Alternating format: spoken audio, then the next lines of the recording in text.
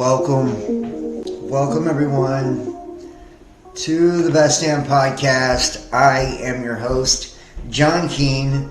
As always, I would like to thank you guys for joining me.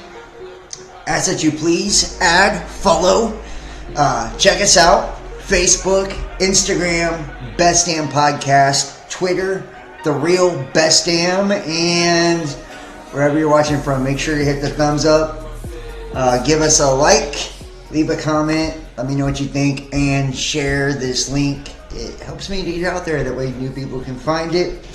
Tonight, we are going to be looking at something rather interesting. I titled it The Secret Doctrine, but we're going to be diving into quite a few things. We're going to be looking at The Secret Doctrine. We're going to be looking at ISIS Unveiled. Tonight we're going to be looking at a lot of the different works by Helena Blavatsky.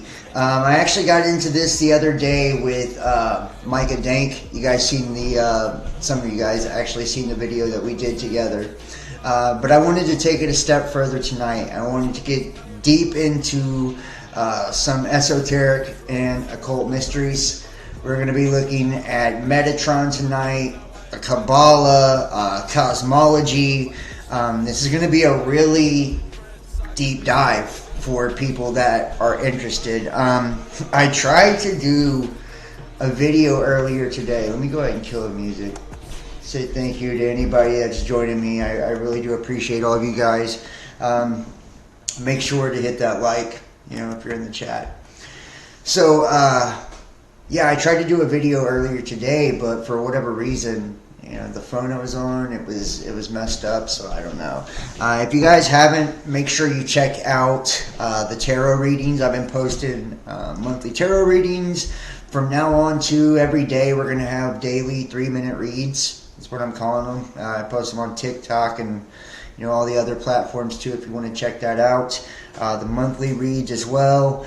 And each week we're going to be starting, one live show like this, and one live tarot reading as well, where I go through all the signs. So I'm going to start posting a regular schedule for those of you that are interested and you want to catch the lives and want to know what days I'll be posting what. I will be posting on the social media our new show schedule. It's something I'm going to be starting next week, something that I'm committed to. We're also going to launch a Kickstarter too, if people want to donate to the channel, help us. We're going to be trying to raise some funds to do some cool stuff. So yeah, thank you everybody for joining me. Let's go ahead and get into this. If you're in the chat, just let me know if you guys can hear me and see me and all that good stuff. And if you didn't check out the episode with me and Micah Dank, dude, we go really deep into some of the occult stuff as well in that one. Plenty of mysteries that are uncovered in that video, but I felt like I wasn't able to get in as deeply as I really wanted to. It's a little bit different, when you're on somebody else's channel, and being asked questions as opposed to be able to dictate the flow and control where things go. I do want to bring up that astrologically we're still in the Aquarian full moon energy. That'll last the first few days. It's 3 days before and 3 days after a full moon.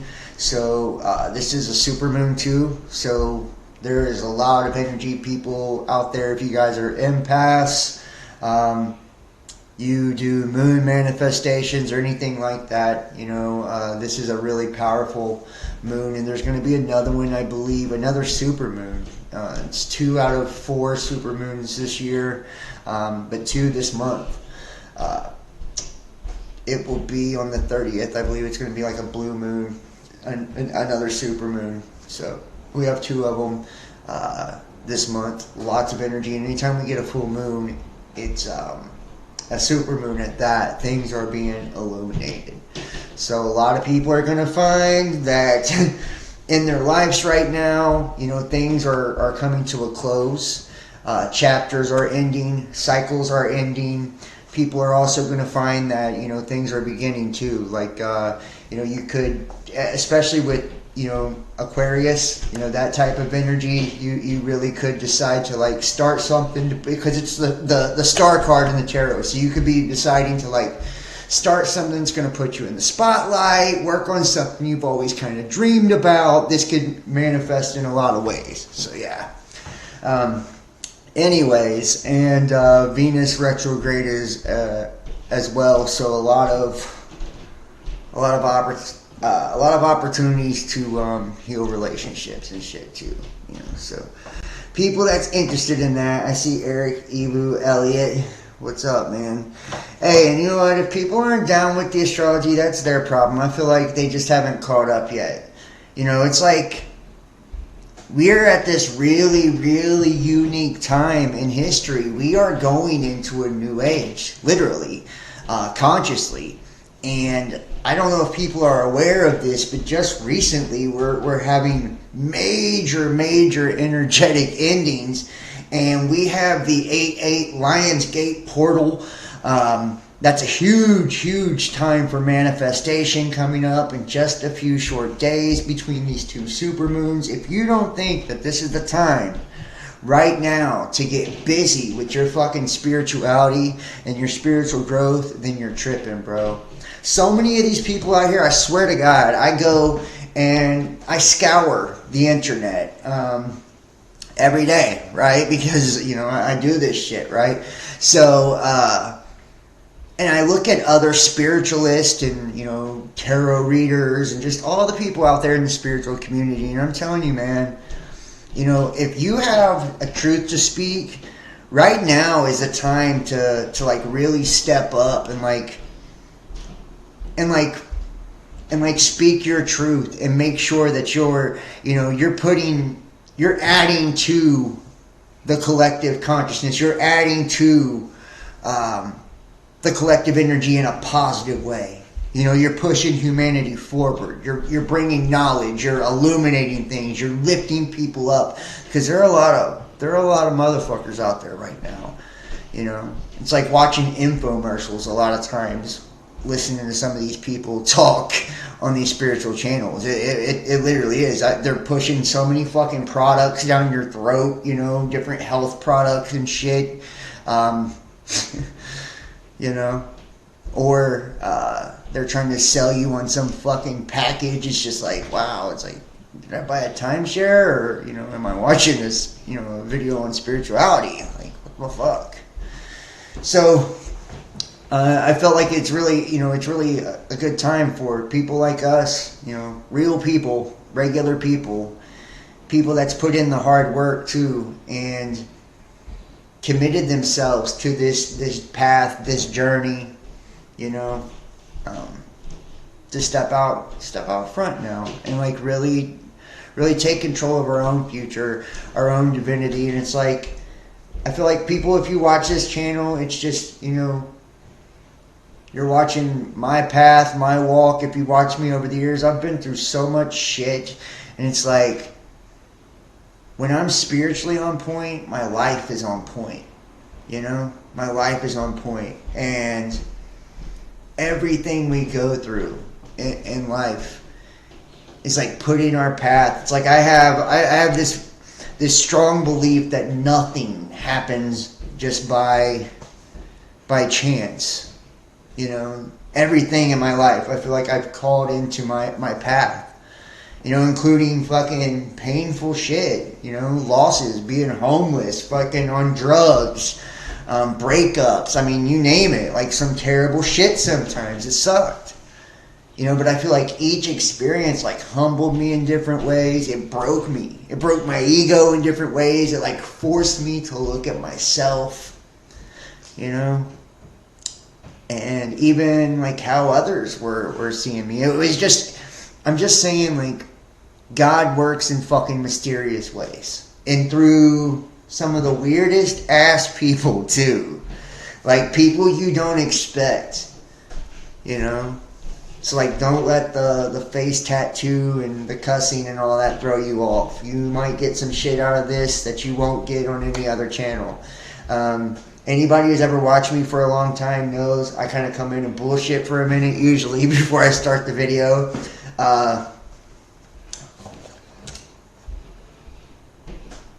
Good to see you too.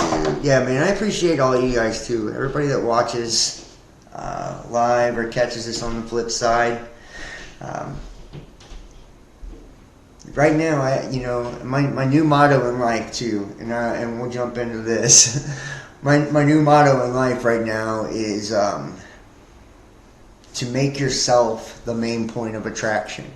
You hear so much about the law of attraction and the way that we use energy, especially in esoterics and spirituality and all of that.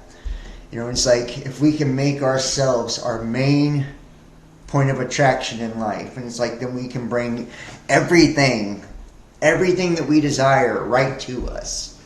We become this powerful fucking magnet. And it's when we invest in ourselves, like truly invest in ourselves by being intentional with the way that we think, the way that we speak, our fucking actions, our health, all of it, like from, head to toe, and being totally conscious in all that you do, totally intentional in all that you do, working towards self-mastery. And when we, and I don't know if we can ever attain self-mastery or perfection in this form, but I feel like we can get pretty fucking close. We can get pretty close. And I feel like perfection is getting to the point to where life is just coming to you. You're so present and in the moment that you're not worried about what's happened in the past. I mean, you take time out to appreciate the past and, to glean what you can from it, but you're not stuck there and you're not worried about the future. You're constantly living each moment, for the most, like, to the fullest. And doing everything that you do with passion and 1,000%. It's loving. It's like bursting at the seams with fucking life. So I feel like that's mastery. And being such a master of your thoughts and your emotions that all that you desire is just flowing right in. It's flowing right in, and you become like this spiritual bulletproof vest for all the things that you don't want either. They just don't vibe with that frequency, with that vibration that you are. It's like when we tap into enlightenment, when we tap into illumination, we bring ourselves to this higher degree, and it's this higher conscious state.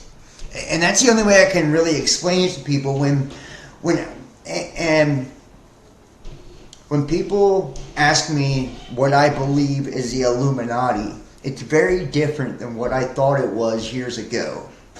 What I believe, the hidden hand or the Illuminati, those that are illuminated in our world, are not all fucking weird satanic cult members sacrificing children and shit like that to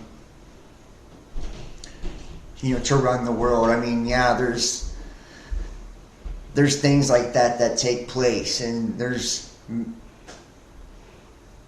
manifestations, of that. But to me, it's people that are in such a high state of consciousness, like their frequency so high, they're able to communicate in plain sight on an entirely different wavelength and frequency than all the rest of the public, than all the rest of the masses. And I'm telling you, there's been 1 million of these fucking people throughout history. They're very rare, okay? They're very rare people that can do this. But this is the payoff. This is the benefit if you study these things that bring knowledge and wisdom. And if you actually apply the principles and the things that we learn on this channel, it will unlock that frequency. It will unlock that vibration within you. And then you will have a bird's eye view of of the world. You know, you have access to information and knowledge and things like that, like you would normally not have access to that. You know, if you've ever seen somebody who's tapped in, they're fucking extremely intelligent. Think about Albert Einstein and fucking Tesla and all these people, right? The reason being is not because their brains were any fucking bigger than yours. Yeah, they say Einstein had like a little bit extra fatty material or whatever, but who gives a fuck? The reason that stuff, you know, it's because they were able to tap into that frequency, right? That higher conscious state. Because they were able to do that, they became illuminated. They had access to a higher vibration, a higher frequency of information, right? And it's less congested, right? Because most people are way down here, right? Conscious-wise. Are we still streaming here? It's so weird, guys. I wonder if it's because of what we're talking about. Alright, well. That was weird. Alright. Einstein, a puppet. Yeah, well, I mean, you can say what you want to say. You're missing the point of it, though. You know, it doesn't matter if he's a puppet or not. Honestly. You know, all that. They're all puppets. It's all bullshit. You know what I mean? They're spinning webs and stories through all of it. Like, seriously. You know? So it's like, but people that were able to access this information were able to tap into something deeper, is my point. So let's start here. The Secret Doctrine. The tree, the serpent, and crocodile worship. Objects of horror or of adoration men have for the serpent an implacable hatred, or prostrate themselves before its genius. Lies call it, prudence claims it, envy carries it in its heart, and eloquence on its caduceus. In hell it arms the whip of the furies, in heaven eternity makes of its symbol. The Ophites asserted that there were several kinds of genii, or genie, from God to man, that the relative superiority of these was ruled by the degree of light that was accorded to each. And they maintained that the serpent had to be constantly called upon and to be thanked for the signal service it had rendered humanity. For it taught Adam that if he ate of the fruit of the tree of knowledge of good and evil, he would raise his being immensely by the learning and wisdom he would thus acquire. Such was the exoteric reason given. And if you listen to the story here already, Ophites, aren't they like the round? The Ophites. Anybody know about the Ophites in biblical terms? There's seraphim, cherubim, Ophites. I'm pretty sure Ophites are round, and it has something to do with like being round. I feel like humans are Ophites, actually. Something like that. We're always connected to the heavenly beings, and then genie are archons, or so.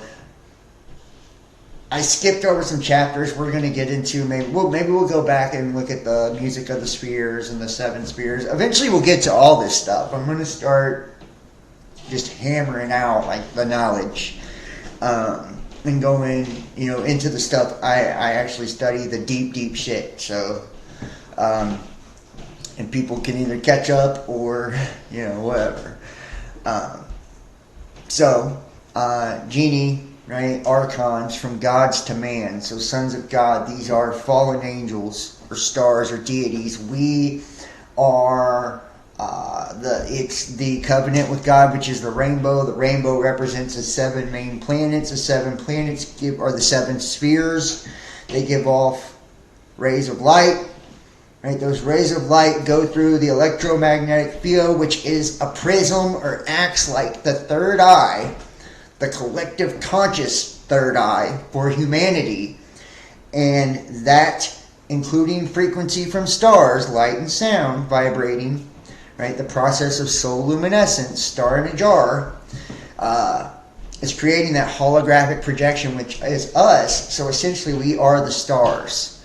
So we are fallen angels. We're children of the stars. We came from Elohim. So we are fallen. Our light is coming from up above, looking down, right, into the earth.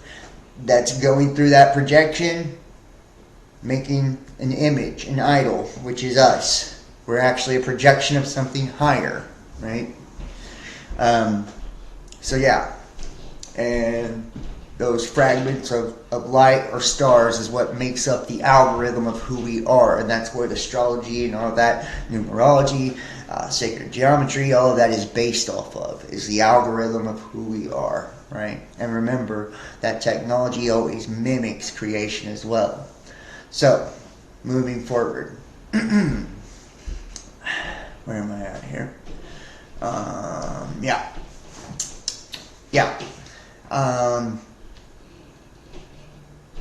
Eloquence on its caduceus, which is the two serpents going up the staff, which is your spine, right? The serpent is the kundalini, okay? It's going up the spine.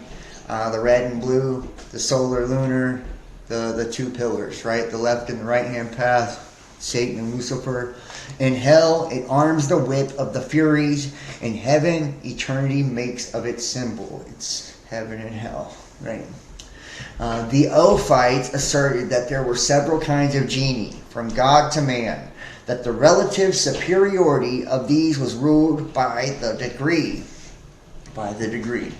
of light that was accorded to each. So how much fragment or fractal of light that is in each and every one of us. That's why there's like demigods that are half man, half planet or whatever, right? Like this goes into our DNA and all of that stuff, but you know, our blood's divine, all of it's divine, of light that accorded to each. And they maintained that the serpent had to be constantly called upon, the serpent, right, constantly called upon through the chakras, right, vibrations and ohms and mudras and all that shit, right, called upon and thanked for the signal service. It's a signal, right? Because the magnetic pole of our body is our third eye.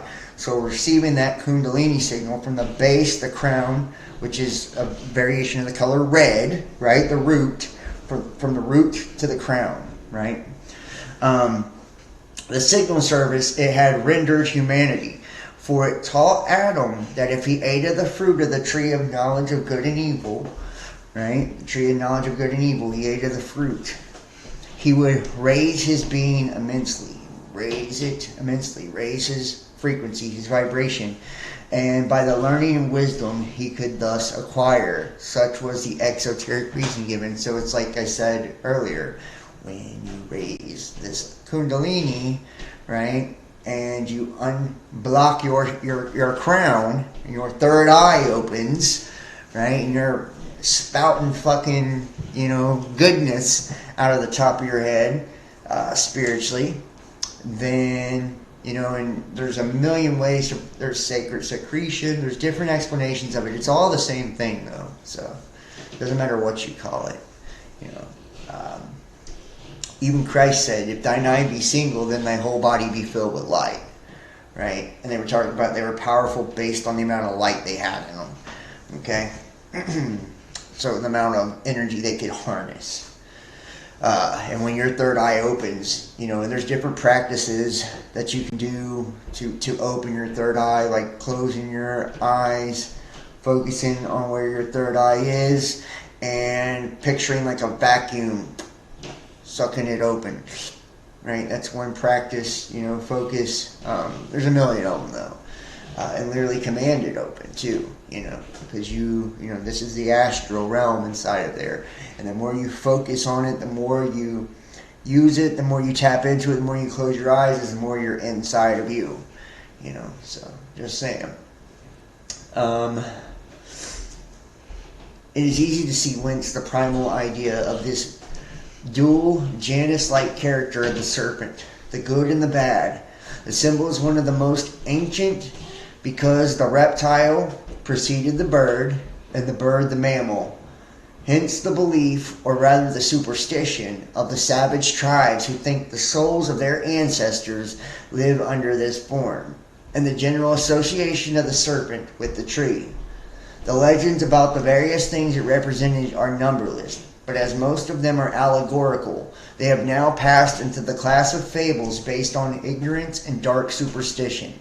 For instance, when Philostratus narrates that the natives of India and Arabia fed on the heart and liver of serpents in order to learn the language of all the animals, the serpent being credited with that faculty, he certainly never meant his words to be accepted literally, as will be found more than once as we proceed. The serpent and the dragon were the names given to the wise ones, the initiated adepts of olden times. It was their wisdom and their learning that were devoured or assimilated by their followers, whence the allegory. When the Scandinavian Sigurd is fabled to have roasted the heart of Fafnir the dragon, whom he had slain, becoming thereby the wisest of men, it meant the same thing. Sigurd had become learned in the runes and magical charms, which is divination. He had received the word from the initiate of that name, or from a sorcerer, after which the latter died, as many do, after passing the word. Epiphanius lets out a secret of the Gnostics while trying to expose their heresies. The Gnostic Ophites, he says, had a reason for honoring the serpent. It was because he taught the primeval men the mysteries. Verily so, they did not have Adam and Eve in the garden in their minds when teaching this dogma, but simply that which is stated above. The Nagas of the Hindu and Tibetan adepts were human Nagas, or serpents, not reptiles. Moreover, the serpent has ever been the type of consecutive or serial rejuvenation of immortality and time. The numerous and extremely interesting readings, interpretations, and facts about serpent worship given in the natural Genesis are very ingenious and scientifically correct, but they are far from covering the whole of the meanings implied. They divulge only the astronomical and physiological mysteries, with the addition of some cosmic phenomena. On the lowest plane of materiality, the serpent was, no doubt, the great mystery in the mysteries, and was, very likely, adopted as a type of feminine pubescent on account of its sloughing and self-renewal. It was so, however, only with regard to mysteries concerning terrestrial animal life, for as a symbol of reclothing and rebirth in the universal mysteries, its final phase, or shall we rather say, its incipient and culminating phases. They were not of this plane. They were generated in the pure realm of ideal light, and having accomplished the round of the whole cycle of adaptation and symbolism, the mysteries returned from whence they had came, into the essence of immaterial causality. They belonged to the highest gnosis, and surely this could have never obtained its name and fame solely on account of its penetration into physiological and especially feminine functions. As a symbol, the serpent had as many aspects and occult meanings as the tree itself. The tree of life, which was emblematically and almost indissolubly connected, whether viewed as metaphysical or a physical symbol, the tree and serpent, jointly or separately, have never been so degraded by antiquity as they are now. In this our age of breaking of idols, not for truth's sake, but to glorify the more gross matter, the revelations and interpretations in the river of life would have astounded the worshippers of the tree and serpent in the days of archaic Chaldean and Egyptian wisdom. And even early Savas would have recoiled in horror at the theories and suggestions of the author of said work. The notion of pain, night, and Iman and the cross of Tau is simply a copy of the male organ in a triadic form, and it's radically false. And, when we look at the serpent too, I don't know if I have any images of it. Let's see if we'll pull it up real fast. I'll show you guys this. You can see everything is always about reproduction too. It just shows you how it's so layered here. Serpent devouring.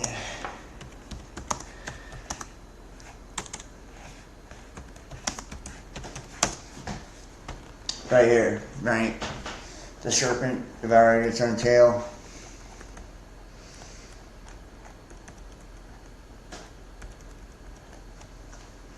It's a sexual reproduction too, right? The tail is a dick or a penis, and then the snake's mouth is a vagina. Right? And it represents the circle of life too, right?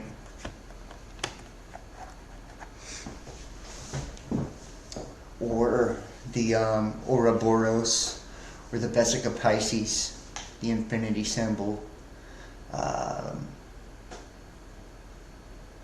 Because that's what the matrix is in essence, right? That's why there's nothing new under the sun. It cycles over and over and over, right? And that's why we have circumambulation and all that, because we're cycling outward in consciously through ritualistic practice, which remember, ritual is just routines, right? Routines that we create. Those are rituals. But certain things acted out in the physical trigger the spiritual, and vice versa, right? As above, so below. Okay? So a lot of times, that's why you see, especially in Freemasonry, which I feel like I did a video recently about that, right? Anyways, where each time they get a degree, and there's like levels to this ish, right? But they will go through specific rituals, and rituals are calling out to different parts of their subconscious, basically. And it can be anything based on like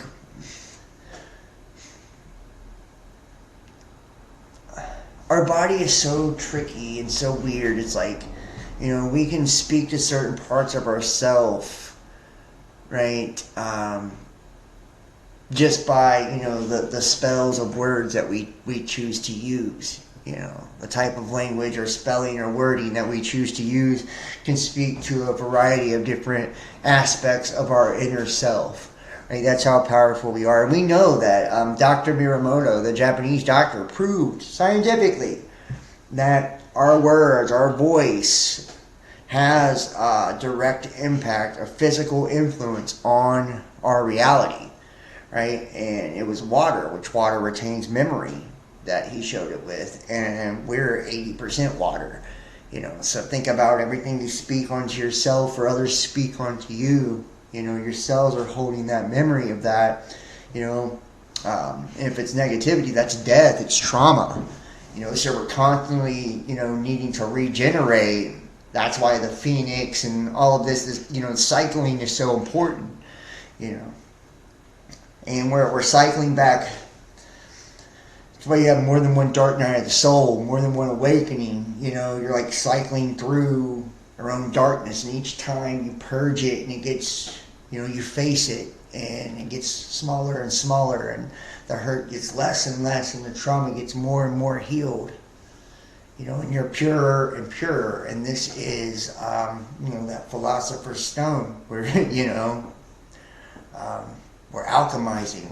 It's spiritual alchemy, and that's the practice of the Rosicrucians, right? The rose and the cross representing wisdom and love, wisdom and love, and we're turning iron into gold, which iron is derived from Saturn, which Saturn is the number of man, right? 666. It's also the All Father, or the Father of the, the planets. When we look at the Satan, the god of this world, representing physicality, that paternal energy. Yeah. So I want to jump over here real fast. And before we go here, let's jump in. Where's this book at? Isis Unveiled. This is another one by Blavatsky. It's a weird one, but it's a good one. Everybody in the chat too. Make sure to hit the like. If you're, and I'm gonna pull my chat. Hopefully it's working. Is the chat working? Okay, it's working. Sweet. Everybody in the chat room, make sure to hit the like. If you're on Facebook, either John Keane or the Best Damn Podcast, or you're on YouTube, Best Damn Podcast Official, or BDP2, or you're over on Twitter. Like, retweet, share, comment, subscribe, follow, all of that good stuff. Like I said, I've got so much new cool shit coming. The 3-minute reads is going to be like a daily thing now. So 3-minute tarot reads every day. I'm going to be TikTok and all that good shit. And then weekly we're going to be doing these live shows and everything. So I've got a whole new schedule coming out for starting next week. And we're going to do a Kickstart to try to, get things going. So, all right, here we go. Chapter 9. Thou canst not call the madness of which thou art prove to know nothing. All right. From the Platonic and Pythagorean views of matter and force, we will now turn to the Kabbalistic philosophy of the origin of man and compare it with the theory of natural selection enunciated by Darwin and Wallace. It may be that we shall find as much reason to credit the ancients with originality in this direction as in that which we have been considering. To our mind, no stronger proof of the theory of cyclical progression need to be required than the comparative enlightenment of former ages of that of the patristic church as regards from the form of the earth and the movements of the planetary system. Even were other evidence wanting, the ignorance of Augustine and Lactantius misleading the whole of Christendom upon these questions until the period of Galileo would mark the eclipses through which human knowledge passes from age to age. The coats of skin mentioned in the 3rd chapter of Genesis as given to Adam and Eve are explained by certain ancient philosophers to mean fleshly bodies with which the progress of the cycles, the progenitors of the race, became clothed.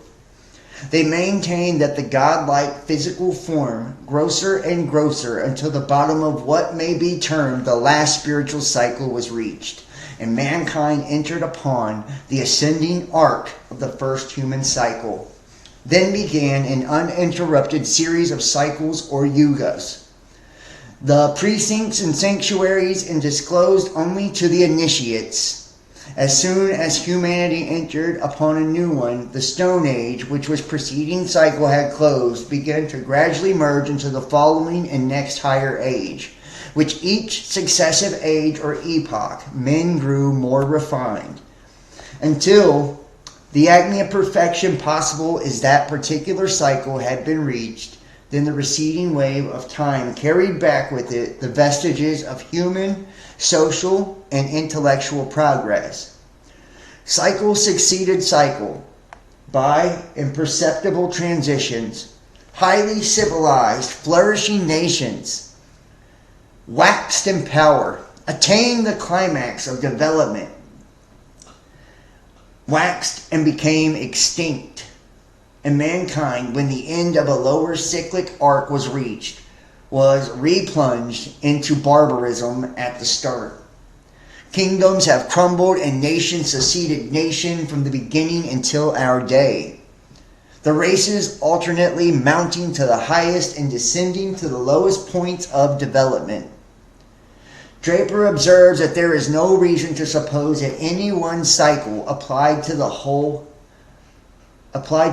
human race. On the contrary, while man in one portion of the planet was in a condition of retrogression, in another he might be progressing in enlightenment and civilization.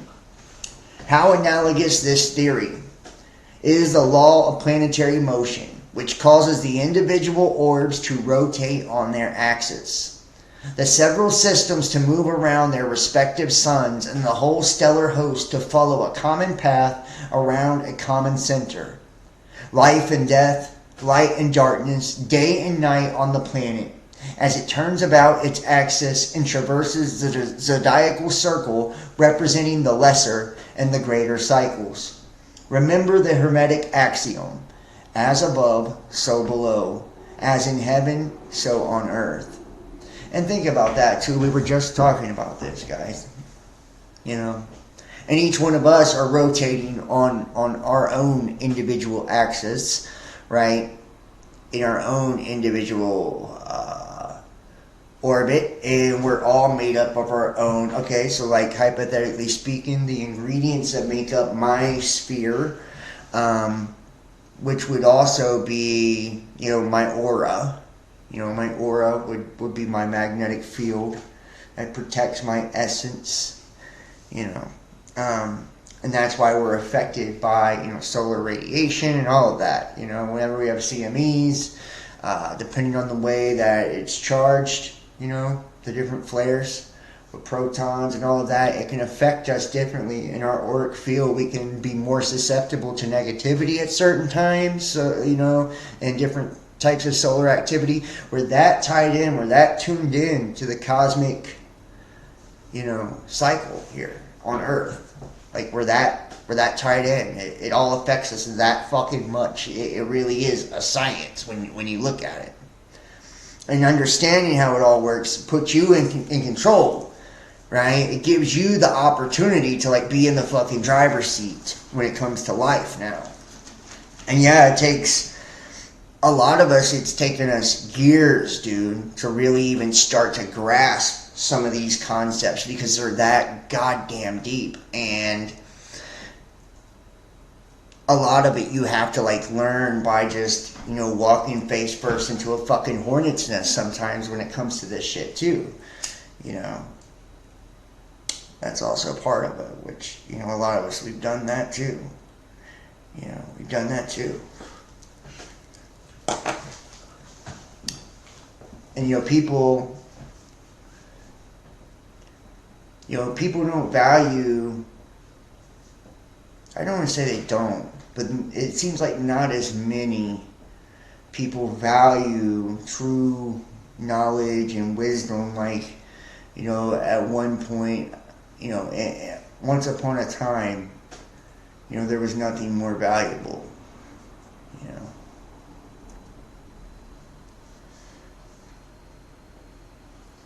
It's like understanding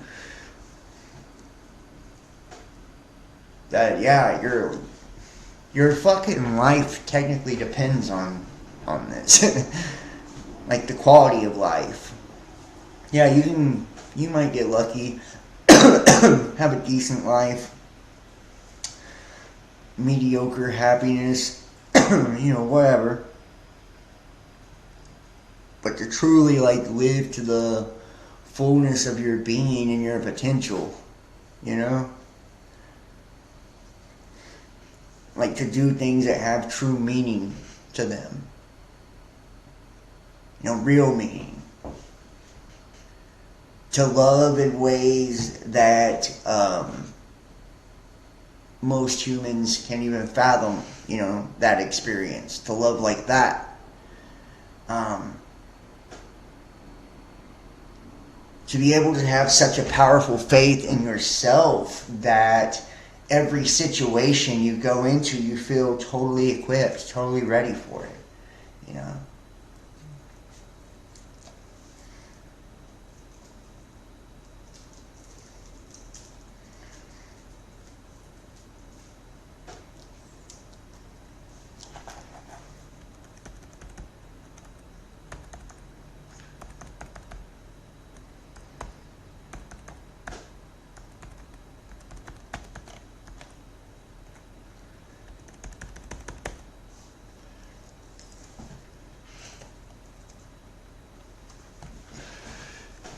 Okay. Gentlemen, with all my heart, I make my scientific obeisances on the sovereignty of attraction. It is not I who would desire to obscure a light in the world of matter which reflects upon the world of spirits. The empire of attraction, then, is palpable. It is sovereign. It stares us in the face. But what is this attraction? Who has seen attraction? Who has met attraction? Who has touched attraction? And how do these mute bodies, intelligent, insensible, exercise upon each other unconsciously this reciprocity of action and reaction which holds them in common equilibrium and unanimous harmony? Is this force which draws sun to sun, and atom to atom, an invisible mediator which goes from one to another? And in such case, what is this mediator? Whence comes to itself this force which mediates, and this power which embraces, from which the sun can no more escape than the atom? But is this force nothing different from the elements themselves which attract each other? Mystery, mystery. Yes, gentlemen, this attraction which shines with such brightness throughout the material world remains to you at bottom an impenetrable mystery. Well, because of its mystery, will you deny its reality, which touches you, and its domination, which subjugates you?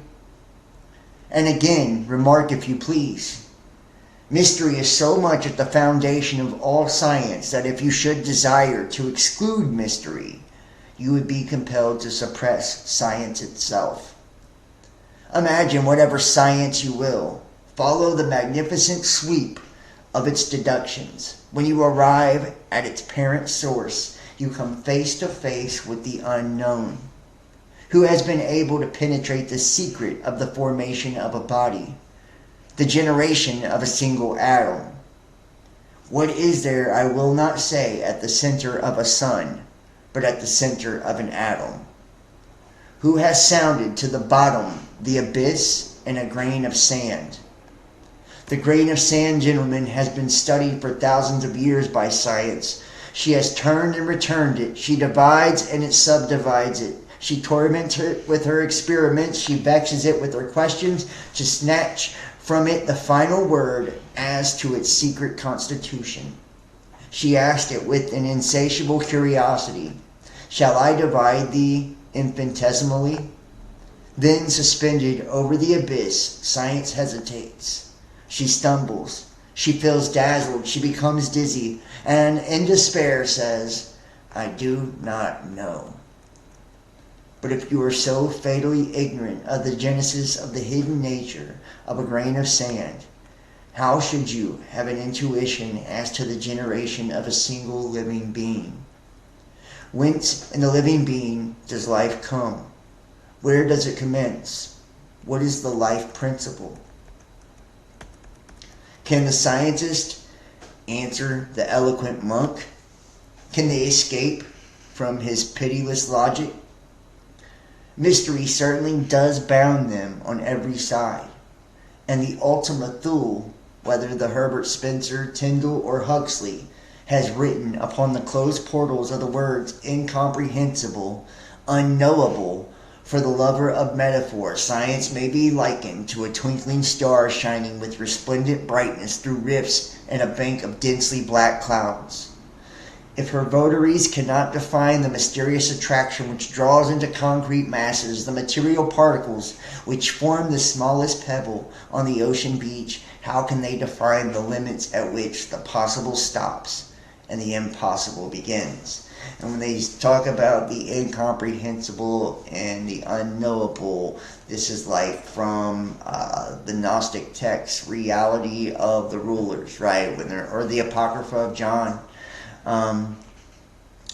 where they talk about how, the Creator, God, is the ineffable, the inexpressible. He and she is so big, he's not he or she. No name can encompass this creator, right? So God or Jehovah or whatever, right? Like any God that's been created was created by him, right? Any planet, it's by him. So it's like we're worshiping what was created. The gods were made by him, right? By God. There's no name, there's no sex, there's no race, there's no body, there's no nothing that can encompass it. It's that much. It's that beyond. It is everything and nothing all at the same time.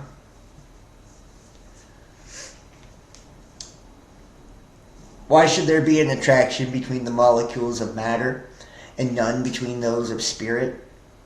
If out of the material portion of the ether, by virtue of the inherent restlessness of its particles, the forms of worlds and their species of plants and animals can be evolved, why, out of the spiritual part of the ether, should not successive races of beings, from the stage of monad to that of man, be developed, each lower form unfolding a higher one until the work of evolution is completed on our earth?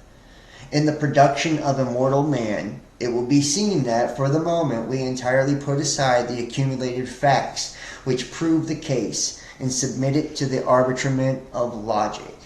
And that is interesting, is it not? Right?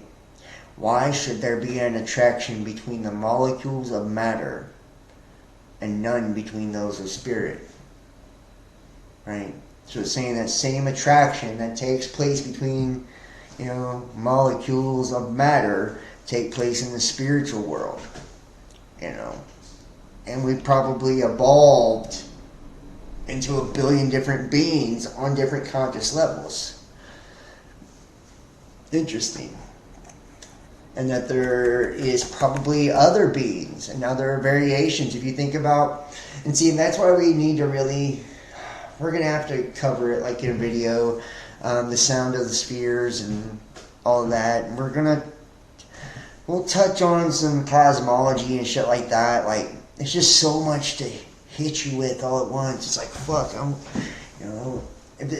I need to know too, like those in the chat, is this making sense? Are things making sense to you guys? Do you guys get, I feel like my viewers, they get it, they get what, the shit I'm throwing down. Yeah. But one thing I do hate though, these people still are so dogmatic, man. They're still so fucking dogmatic. It's really sad, honestly. Really, really sad. Yeah.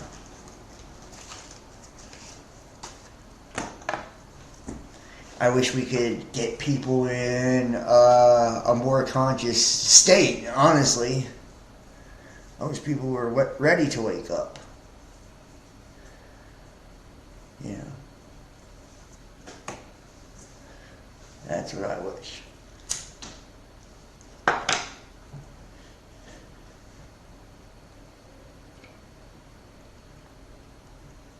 Okay. All right. Well, I will promise you this. Simply by watching and communicating with stuff like this, it will trigger your ass. I'll light you up like a fucking Christmas tree. If you're not awakened yet, you hang out with me or, shit like that, I'll light you up like a fucking Christmas tree. And I've had people do it to me too. I've gotten around, one or two people in life and they lit me up, like consciously, like just by being around them. It's like, woof, god damn, like a bomb went off, a spiritual bomb went off. People don't want to think for themselves. They want to be told everything to do and believe. Isn't that the truth? And I can't hate on people, man. Everybody's different, and like what works for some people may not work for others, We just gotta be, we gotta make sure we're staying on our P's and Q's, and we're staying in a energy of being grateful. For one, that's a good place to start. You're feeling a reading coming on. Hey, I love to do the readings. I really do. I love to do them. I don't need the cards to do readings, just to keep it all the way real. But I like sharing. I like sharing my knowledge with people. It's something I enjoy. Something I enjoy doing. And that's the thing. Like, it's got to be a passion. It's got to be from love. Like, that's when it carries weight. We can't be coming at each other, preaching at one another and shit like that. Fuck all that noise.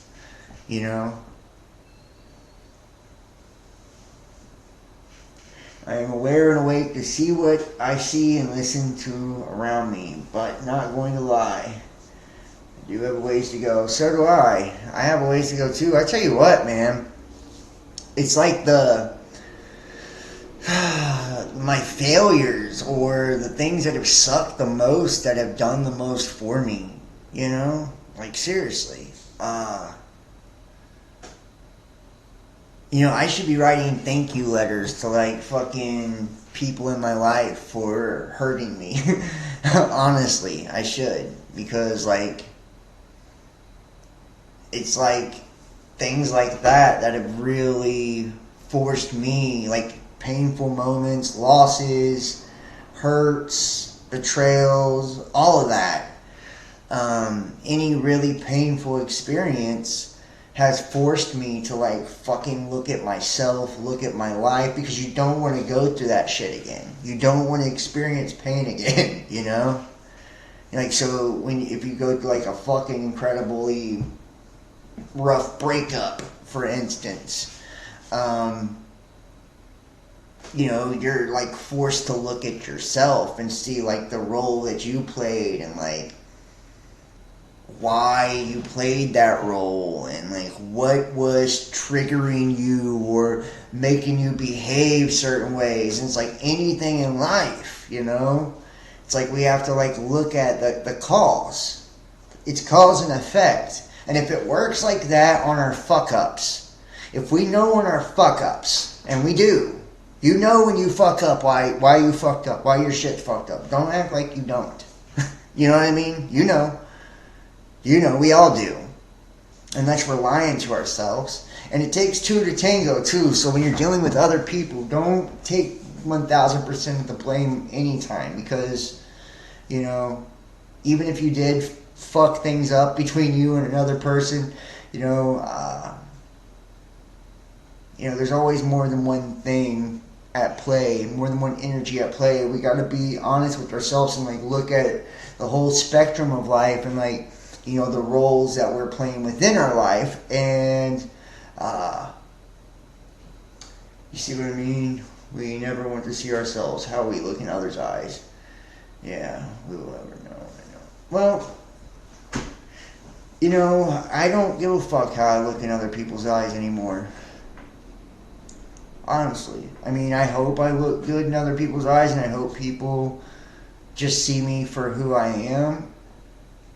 But I've had so many fucking people judge me and doubt me, and I feel like there's people in this world that no matter what you say, no matter what you do, no matter how much you change, no matter no matter what, like, some people just will never, they want to believe the worst about people. They want to believe the worst about people. They want to believe the worst about you. Which is a reflection of their darkness, not yours.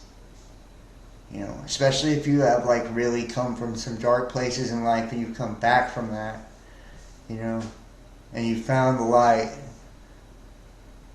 Not everybody finds the light, I'm telling you. And there's 3 degrees to this shit, right? To enlightenment, to illumination. And the first degree is we face our own darkness. And I'm telling you what, motherfucker, most of y'all watching right now didn't make it out of that. For real. That's a hard one. That's a hard one. Seriously. And then the second degree is we integrate those two. You know, ourself and our darkness. We learn how to balance that. And finally, we step into illumination.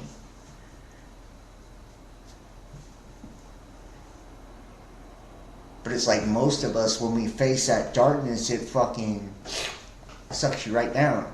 That's why there's the saying, what is it, Nietzsche? He who fights monsters, take care that he doesn't become a monster himself, because when one is staring into the abyss, remember that the abyss is staring back into you, or some shit like that, right? Basically, the gist of that one.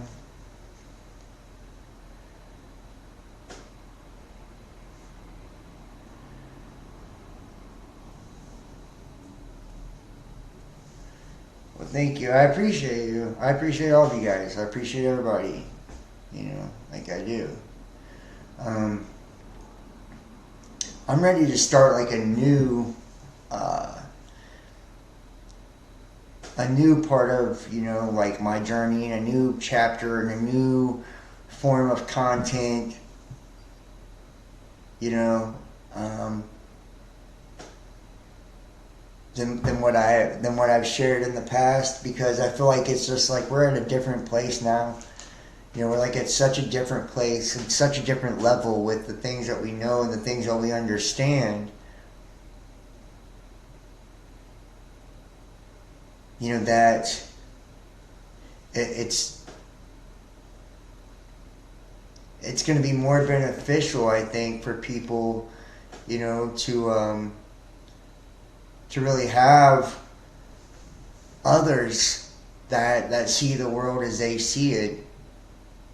Others that are serious about it. And it's like, I'll be honest with you, I really, you know, I'm going to weed out negative people too. You know, it's like, you can't have negative people involved in your communities and shit. And we had a lot of,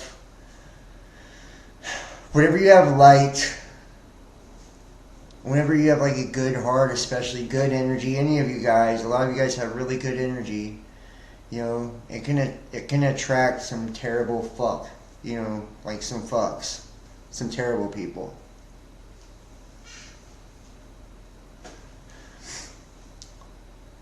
And sometimes, like I said, when we're looking at that darkness within ourselves too, it brings out the worst in us.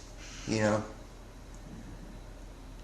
So when you see like those Illuminati motherfuckers that are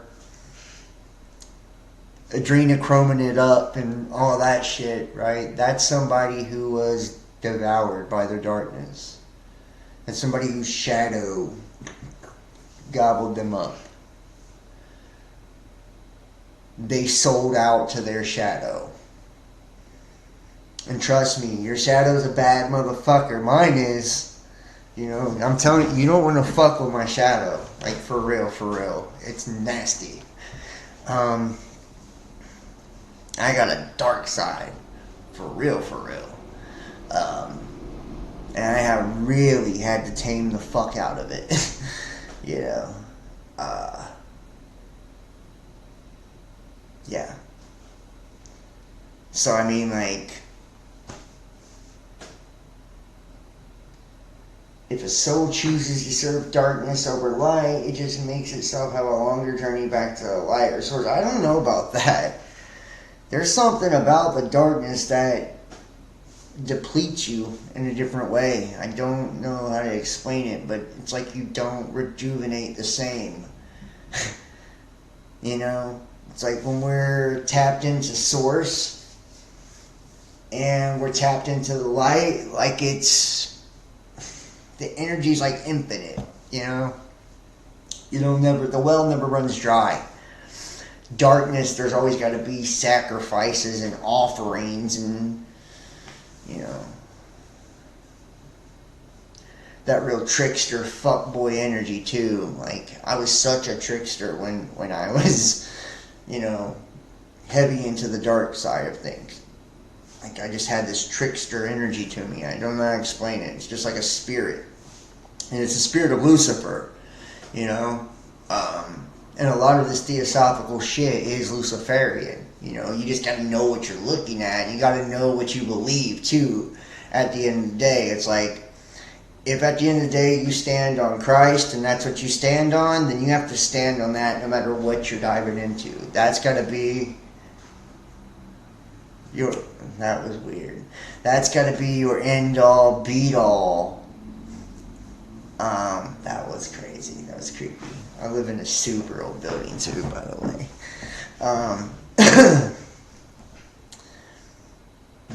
That's got to be your end-all, beat-all. Like, Christ to me is representative of the anointing. It is, God and man.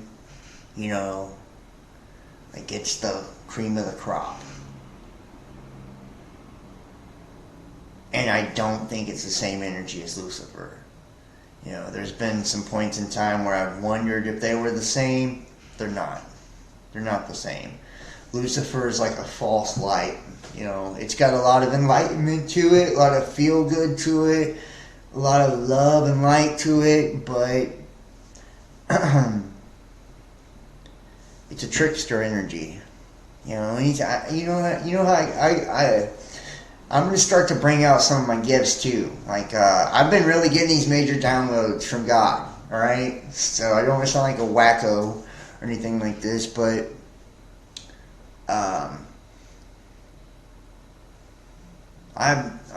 I've been getting, probably last year or so, I just really haven't known where I wanted to go with things, with content. My spirituality, anything, man. I was just into some dark shit, man. I was trying to get my life sober and shit, man. And like coming out of the spirit of like pharmakia and all of that. That shit's dark too. But it's like I finally got that part of me together, and then it was like, once I did that, I started to step away from the dark shit. Like, I had some things happen in life.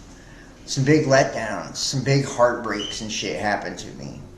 And they were like these major wake-up calls of like, what type of energy I was connecting to. Like how I was seeing life, how I was seeing myself, how I was seeing other people, and how, because I was choosing to see life a certain way, it was creating certain things, like certain scenarios in my life, like situations and scenarios of heartbreak and letdown and sadness and whatever else, right? Like, over and over and over. And it was like, the more my gifts would open up too, like I've got, like, I can read energy really, really well, and I'm able to, receive certain, messages out of the ethers too. And as I was, messing with that, and I thought, well, the occult and witchcraft and all of that, this is the only area that would really understand these kind of things. So those were a lot of the texts and books that I was reading, And even if we're not intentionally, like, connecting to something, just by default, by the person who wrote the book, or the energy associated with a sigil or a symbol or anything, man, down to the music you fucking listen to and ingest in your eardrums. Like, all of those things carry an energetic signature and affect and influence our lives in certain ways. And I'm telling you, man, I started knowing my life quality was going downhill. Like, the type of person I was downhill. Like, just quality-wise. Like, of a person. And it was like, I was getting darker and darker and darker and darker. you know, darker and darker.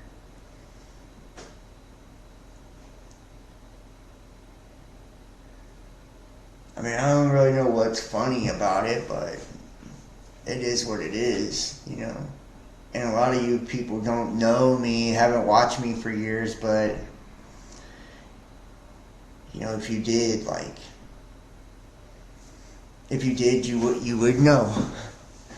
You know, you would know.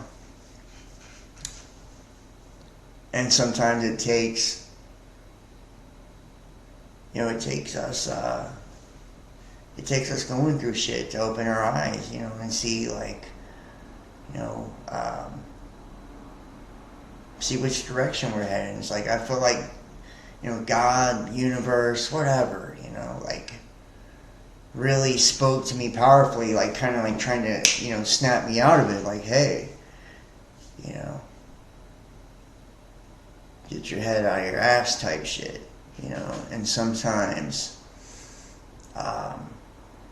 you know, we'll even be set aside, pulled on the fucking sidelines of life, like, you know, like, I just got, all of a sudden, like, overcome. I wasn't messing with no women, no nothing. I was just in me, you know, into myself, like,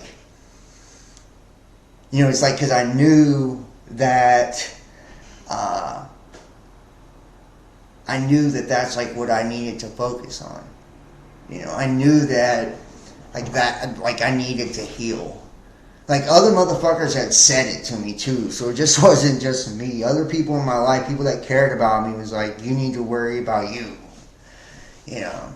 And it's like, at the time when people said it to me, I obviously didn't want to hear that shit. You know, it was like, man, fuck you. I know I've been there to see, and you're not alone. Oh, I don't feel like, you know, I don't feel alone. I feel like a lot of people have went through similar experiences, you know. People are too afraid to be themselves now is the problem. People are too afraid to be themselves now, you know. It's like, I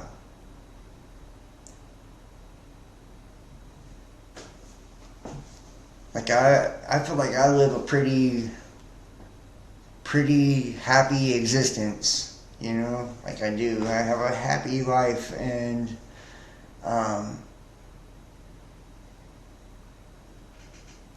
you know, I feel like that's because of, you know, my mind state, though, and that's because, you know, I bury my head in wisdom, you know, every chance I get.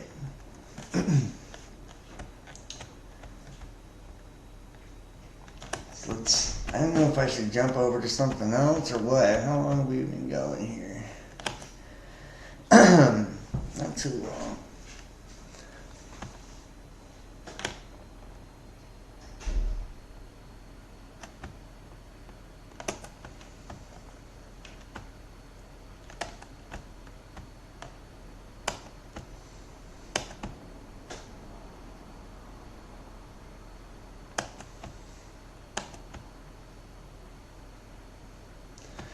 Okay. We'll jump into a little bit more of this.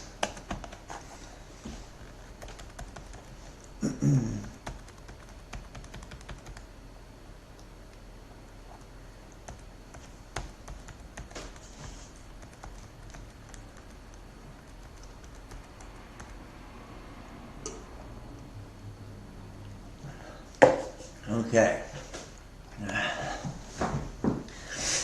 And I don't know if this is going to get into all this, the 7 creations. We're going to take a look here. But have you guys, I know you've heard it. I've done the different theories on catastrophism and, you know, the belief that we had different suns and different cycles as our main star. You know, so Here we go. The seven creations. There was neither day nor night, nor sky nor earth, nor darkness nor light, nor any other thing save only one, unapprehensible by intellect, or that which is Brahma, and Pumis, or spirit, and Pradana, crude matter, Veda, Vishnu, Purana, or literally one Pranika, Brahma spirit. That was the Pranika Brahma spirit. And Vishnu Purana, Parasara says to Maitreya, his pupil, and I believe Maitreya, if I'm right about this, is Maitreya somebody that sends an emanation into the earth? So there's like this premise that Christ, when he's like trying to transfigure and transmute himself, right, he turns into, in the first book of Pistis Sophia, he transfigures, right? And in the Bible he does that too. But the first book of Pistis Sophia breaks it down, his transfiguration process. If you think about like Buddha, all of that, the Buddha state, Samadhi, all of that, these states of total fucking nirvana, bliss, enlightenment, where they change into light, which is like a primordial state, right? It's their light essence, their light body, their full soul light body, and it's like their solar body.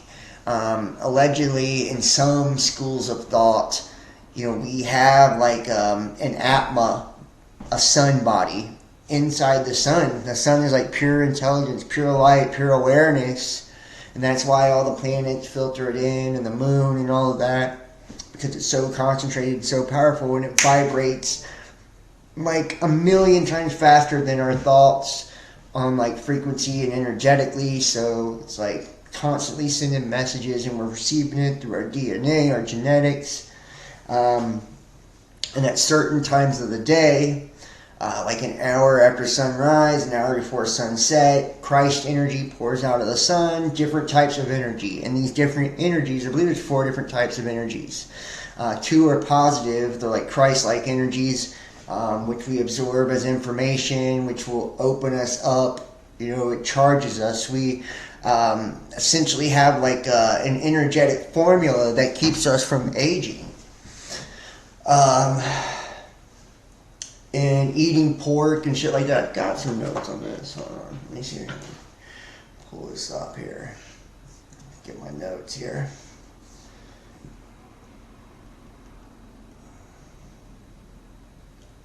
Let's see if I have it here.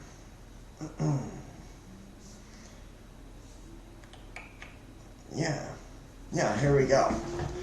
I don't think I can throw it on the screen, but yeah, X Factor is the creation of light, or the light body, which is the home of 5th dimensional consciousness, and it may be generated in a physical form. So X Factor is like Christ energy, essentially, from the sun. There's different factors of solar energy. It comes, and like there's different mudras too. You can say different, you can vocalize certain mudras, and shit like that too, while looking directly at the sun at sunrise and going like 12, 1, 2, 3, 4, 5, and saying the mudras like 2 times around, and you're able to actually, soak in the sun. And I even heard somewhere that sunglasses are like a psyop.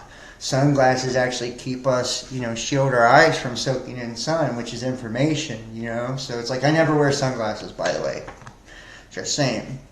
So the X Factor is the creation of the light body, which is creating our light body, our primordial body. It's Christ energy, which is home of 5th dimensional consciousness, and it may be generated in physical forms, like 5D, right? As above. Y Factor is a force generated from the 5th dimension, which creates desire of intellect, or the lower form of subconsciousness, to seek greater self-expression, resulting in disharmony in the cosmos, and generates physical universe and lower 4 dimensions. So like the lower 4D, right, that's the Y factor, and it's generated from the 5th dimension, but it's distorted energy, right? So it's demonic energy, basically. It's like death energy. And it creates distortion, disharmony. It creates the physical universe. It's mind, intellect, but the lower form, it's subconscious, right? Z factor is the dominant factor in the 3rd dimension. It creates the ego and causes a physical form to seek greater self-expression and generates the 3rd dimension.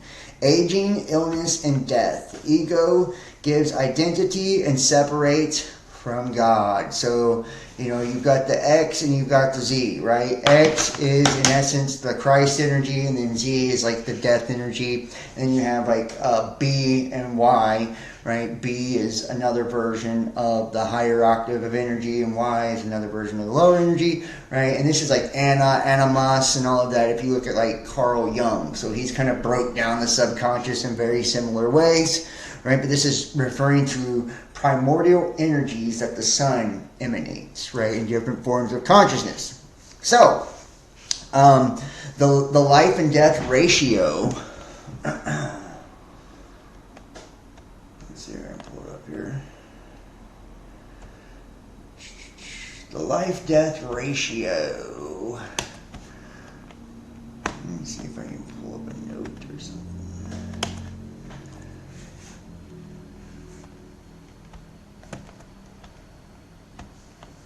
Is X and B over Y and Z. Okay? And X and B is a life number. Y and Z is a death number.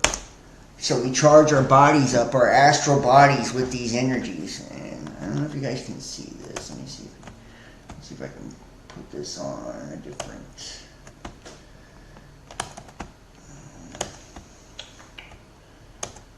Oh, there we go. Yeah, I think you can see it now. Yeah.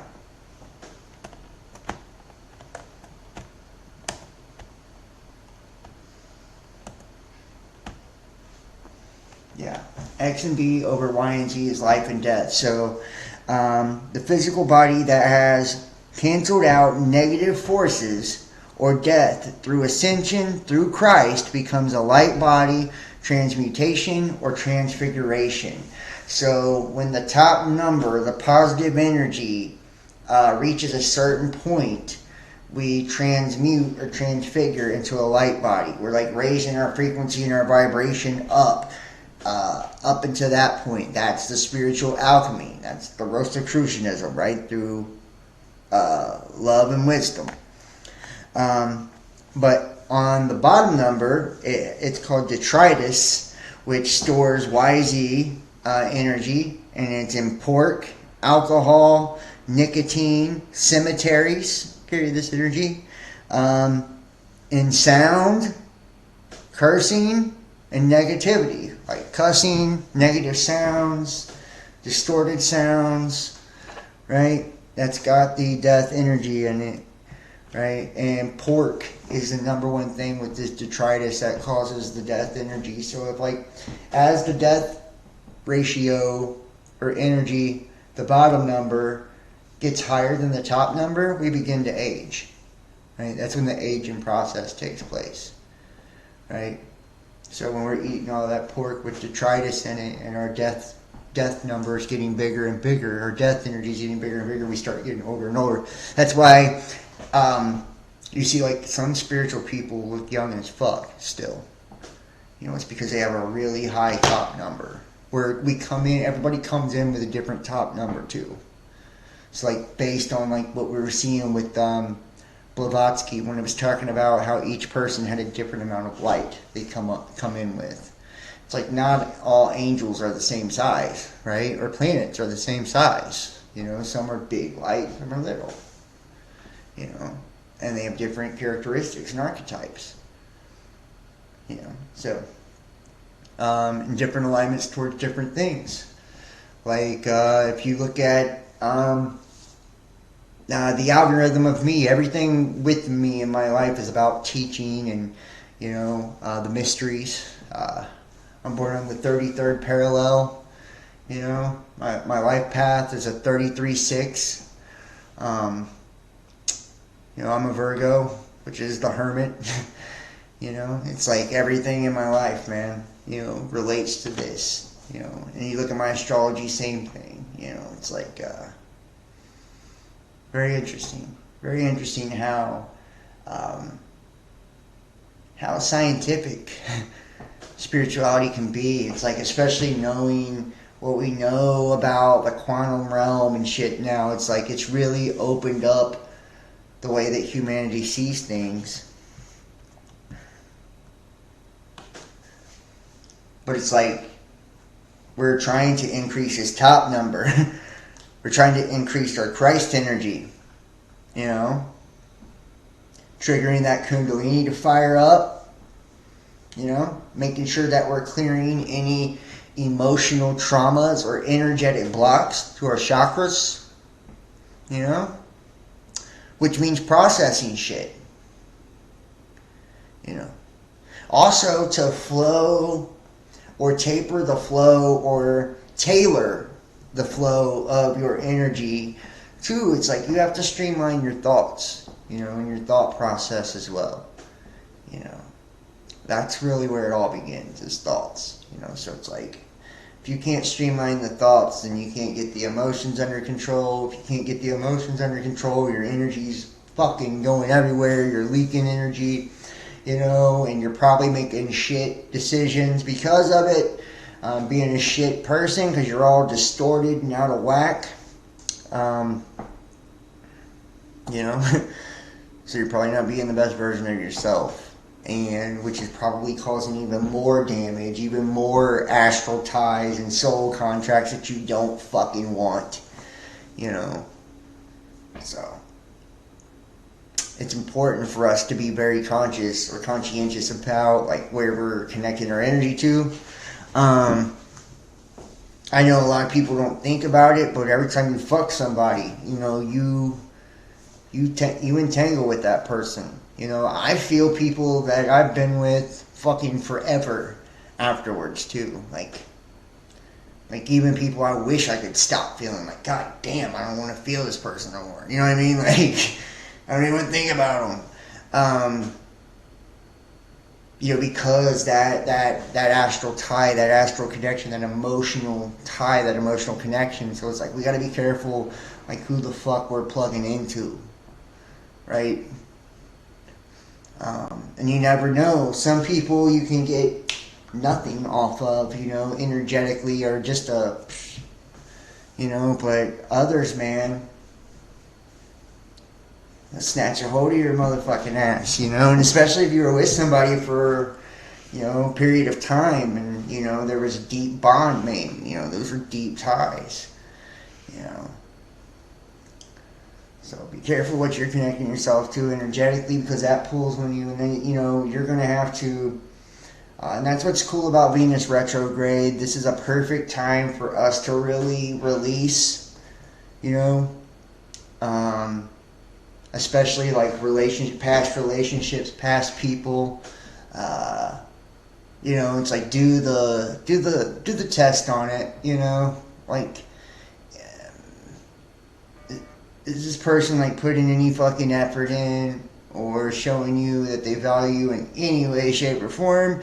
If not, then let that motherfucker go. You know what I mean? Just let him go. If you matter to somebody and you're important to somebody, they'll put time and effort and energy into you. They'll let you know. You know what I mean?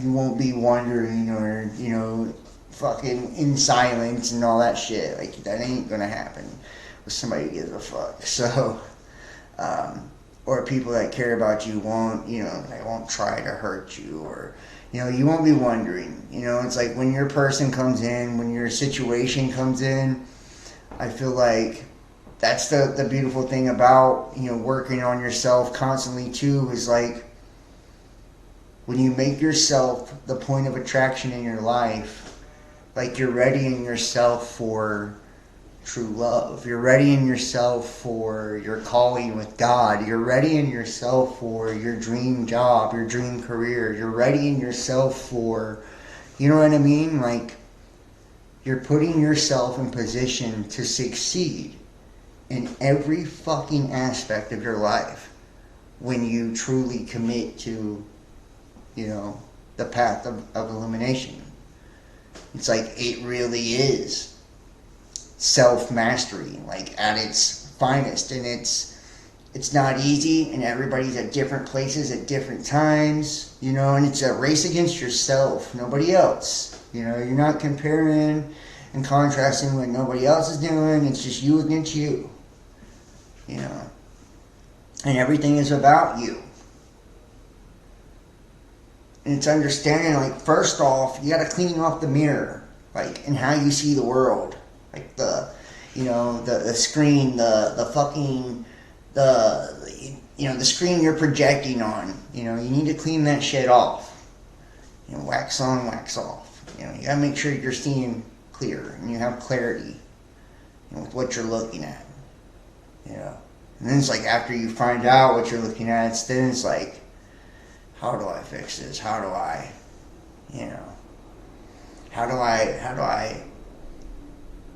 I fine-tune myself, and set my thoughts and actions into motion to where I'm just pulling in the things that I desire, And I feel like that's the place that we're all trying to get to, that's attraction, working for you.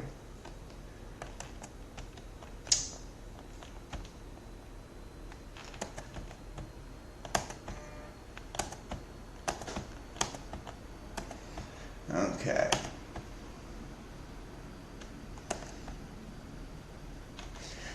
Let's take a look at Ottonism here. This is from the Egyptians.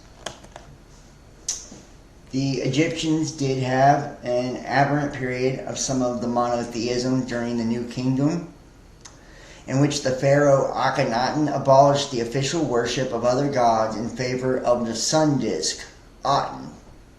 This is often seen as the first instance of true monotheism in history.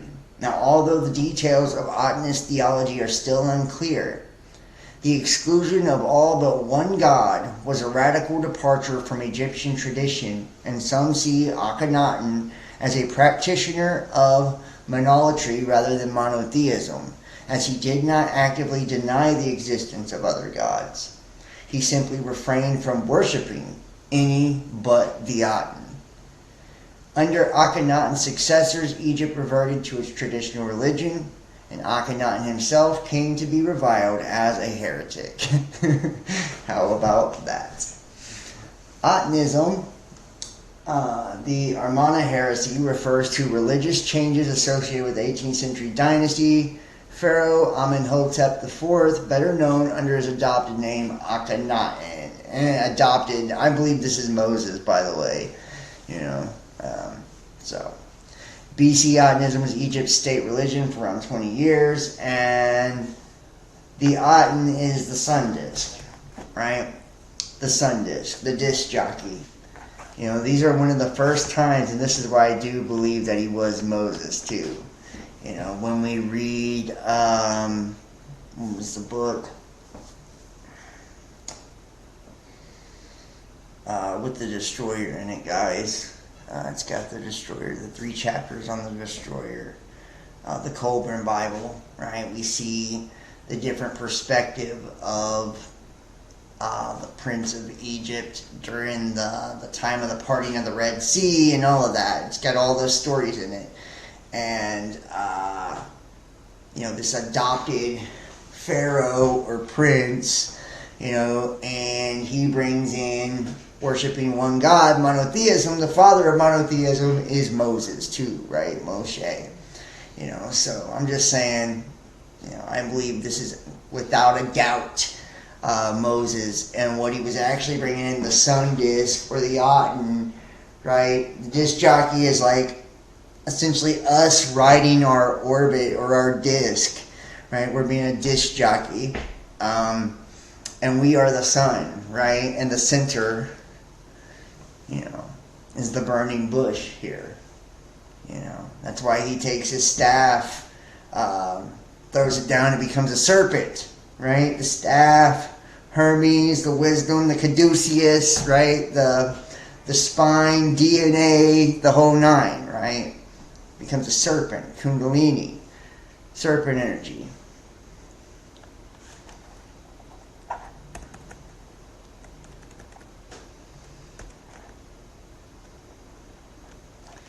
And you see here too, in the different forms of art, that once again we see the reproduction there. See the penis on the head of the pharaoh right there? Right? Like I said, we see, and a lot had to do with reproduction too when we look at like the Ankh. I think I've talked about this in the past, how, Ankhing was also a technique of energy, to be able to Ankh your energy, your sexual energy. They were able to essentially pass their seed on when they experienced orgasm at will. So, or that's what it said. So these kings, these dynasties, like when they were ready to move on after 30,000 years, then they busted a nut and actually let it go. And before that, it was life energy. It still is life energy. That's why in sex magic, it's so, semen and period blood and, the fluids are so important. And the energy of that is so important because it's the power of creation. So they would Ankh their energy when they would orgasm. Instead of letting their seed go, the energy would go up over their crown and back into them. They would hold their seed, their energy back. Because when we have sex, energetically, the male imprints on the female, making a copy. Copy-paste type shit. By spilling that seed.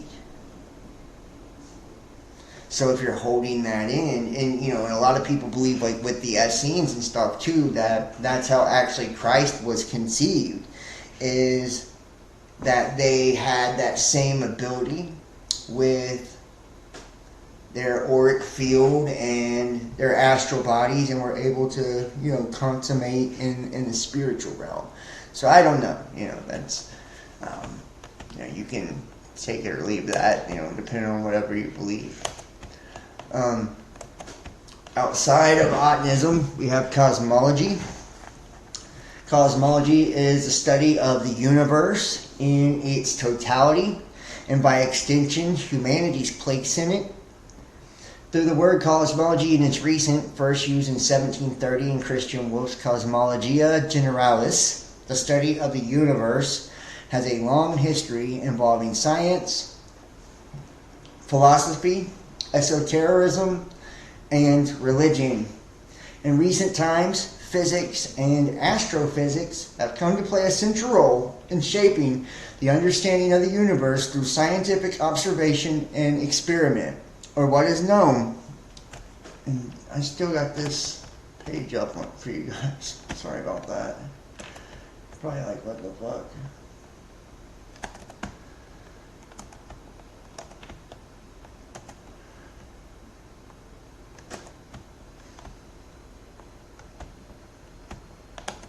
Okay.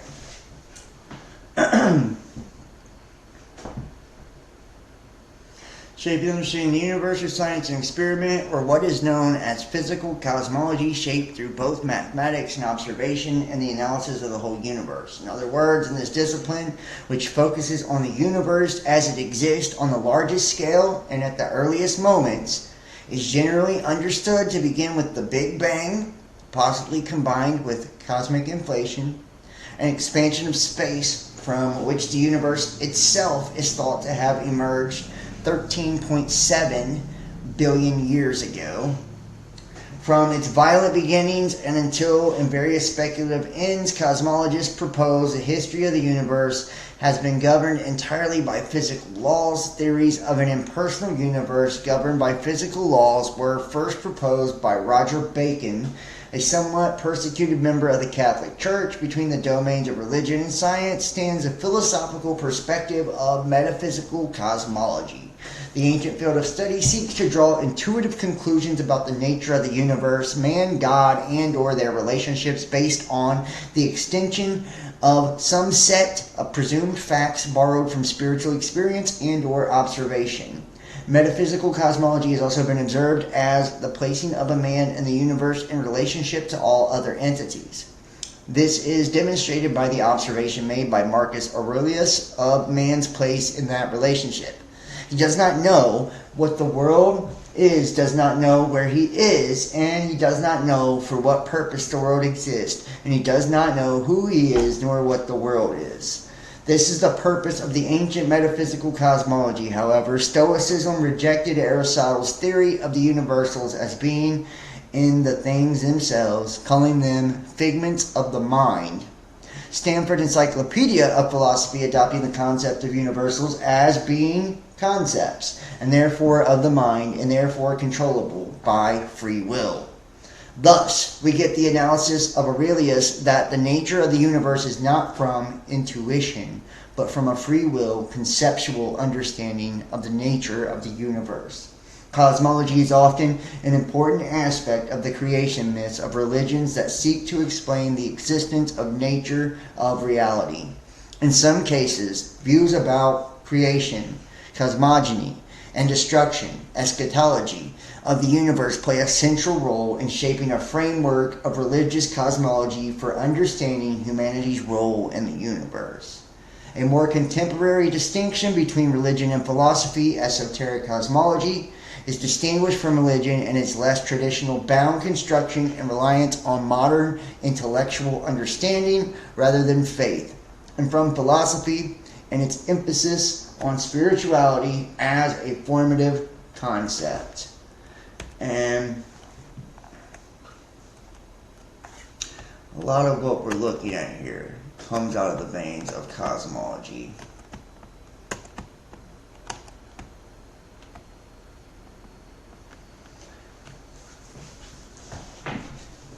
In this recapitulation of the Secret Doctrine, Blavatsky gave a summary of the central points in her system. The first item reiterates Blavatsky's position that the Secret Doctrine represents accumulated wisdom of the ages, a system of thought that is the uninterrupted record covering thousands of generations of seers, whose respective experiences were made to test and to verify the traditions passed orally by one early race to another of the teachings of higher and exalted beings who watched over the childhood of humanity. And when the next show we do, we're going to do the sounds of the spheres and all the different ages of the planets. That way you can understand what it means. Each planet has, and we'll get into this, there's so much to it. But we are made up of so much of each of the planets. That's when we get into a lot of this cosmic evolution and cosmogony and all this. You're going to see it's fucking wild. And every creature on Earth, too, descends from these spheres as well. So these spheres, these planets, and the amount that goes into each one of us gives us kind of an esoteric understanding of what we're made of, what we're more conducive to, or what things we need or elements we need in our life to balance us out in certain ways.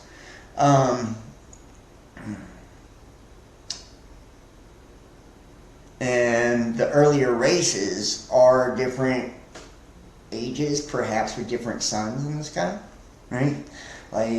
There used to be worship of Jupiter and Saturn, by the Judaic religion. So, there's different suns, And like I said, there's many schools of thought, especially in catastrophism, that depict, these collision endings, and different stars being made out of the collisions, and that we, getting each of the 7 main planets, an epoch, receiving its light, and this being what transforms us, and we're like harmonically shifting frequency-wise here on Earth, and that's why we have no recollection of the past ages. And it's like each of these different ages and the precession of the equinox, whether it's a Taurus or fucking Aries or Pisces or Aquarius, like each one, we're like a different race of humans during that age, because we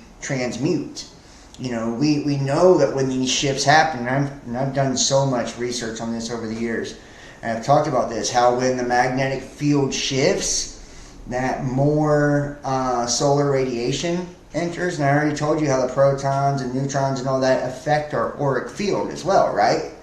And that radiation causes mutation on DNA. And if you look at all the different cycles, which we have, in the cycles, 6,500, 7,000 year cycles, and the sevens, right? 13,500, right? Like all these cycles, okay? 3,600, and all in like 7,000 year cycles too. 7 days of creation, right? A day is 1,000 years to God, right? We talked about all this. It's been a while. But you see like all the fossil records too, like all the same things emerge again after destruction, but they're mutated. They're slightly different. They're like a little bigger, a little smaller. They have wings when they had fur before. Now they can swim, or you know what I mean? It's like it's just slightly a little different, a little altered. It's mutated. Genetic mutation. And I feel like these happen because different light, different frequency, different energy. We're absorbing it. And that information is being picked up by our genetics too. And as we have like all the mutation of the sun, radiation and shit too. Everything on Earth is shifting, and we change consciously. And like when we're in between, we're in these ages right now. We are shifting now consciously to like a whole different being. It's like if we get out in front of it though, we can be the leaders of the new world. What we have to do is get out in front, though, and like put our knowledge out there, because it's Aquarian. It's going to collective consciousness. It's going to be about the collective. There will be social reform, social cataclysm. There will be political change. There will be this will be a technological age. These things will fucking happen. Guarantee it. Write it down. And we're going to go into we're in the air now. It's a mastery of consciousness. Like, we're going to see people get telepathic abilities and all kinds of shit.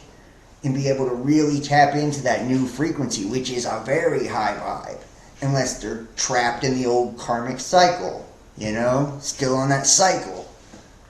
We got to break them out of it by speaking our truth. We got to trigger their fucking awakening. We got to share the mysteries and knowledge with them. That way they can break out of this shit too. They can break out of their fucking mundane lives too. They can start becoming their own point of attraction and drawing the life to them that they desire. And each one of us that does this, we amplify our fucking signal. We amplify our frequency that much more. And the more people that we help, the more good karma, good dharma that we accumulate for ourselves. The more good energy we're storing up. More stock we have to use when we're attracting things and all of that. It's like, it's a win-win situation. When we serve others, and imagine that if everyone served others, then nobody would ever need. If we all looked out for each other, nobody would ever need. Because we'd all be looking out for one another. And I'm telling you to take care of you by taking care of your mental health, your emotional health, your physical health, your fucking diet, your sleeping habits, your hygiene, all of it. Make sure you're on your moral center. You're not doing shit you feel guilty about or shit you don't really want to. Keep the substances out of your goddamn temple. And remember, your words have power, your thoughts have power. Stay off the negative shit for yourself. Like, reinforce positivity. And it's all about the feeling, following the feeling, and believing, like having that feeling when you're manifesting. Tapping into the higher vibe, the higher frequency, the one of illumination, getting that bird's eye view, right? And using that frequency, whatever skill or passion you have, do it within that vibe, and watch the results. So I'm going to wrap this one up. I've been going for a while. I just wanted to bring you guys alive tonight, man, and touch on some of this stuff. We're going to, do so much more. We got so much more coming. Like I said, 3-minute reads. It's a new thing I'm doing. Tarot. Check out. I did a live with all 12 signs. And then I posted all 12 signed 3-minute reads to the full moon 3-minute read. And every day I'm going to have new 3-minute reads on all the platforms. So that's going to be a new thing. I've been posting on Instagram, Facebook, both my John Keane and the Best Damn Podcast, and TikTok every day, YouTube, and we're going to start doing more of these lives. And, just more and more content. It's just going to be, I'm going to be churning it out. I'd like to get people to collab with me. I just did a show with Micah Dank, astrotheologist and author Micah Dank. That's posted on the 17th. I will be joining Jesse Howe and the Missing Link. So hit me up if you want to collab. Hit me up if you want to, get a personal reading. Text 513-393-2396. 513-393-2396. I'm going to start like a kickstart thing to get this channel jumping again. So if anybody wants to help me out and help get this channel back on track, we got some things I would like to implement. Please donate, support, PayPal, Venmo, Cash App, Facebook Messenger Pay, or you can join us over on Patreon. I'm revamping everything, man. We're just going to try to, I'm going to come out with a new show schedule, too, for next week. I'll be posting on social media if you guys want to check it out. Book a reading, donate, support, subscribe, hit the like, share, follow, all that good stuff. Thank you so much for watching. I love you guys, and I will see you next time. Y'all have a wonderful one. Peace.